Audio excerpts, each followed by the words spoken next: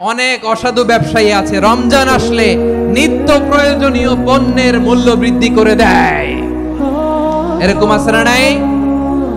এগুলো করবেন না, মজুদদারি করবেন না, পণ্যের কৃত্রিম সংকট বাজারে করবেন না।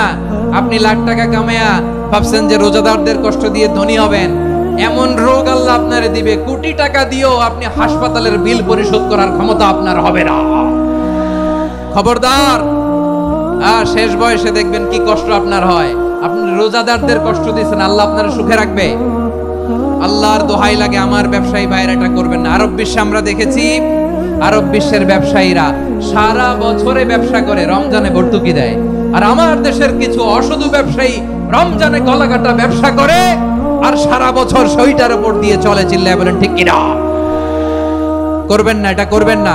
নিত্য প্রয়োজনীয় পণ্যের মূল্য বৃদ্ধি করা হারাম, পণ্যের কৃত্রিম সংকট তৈরি করা হারাম, মজুদদারি করা হারাম, রোজাদারদেরকে কষ্ট দেয়া হারাম। এটা করবেন না।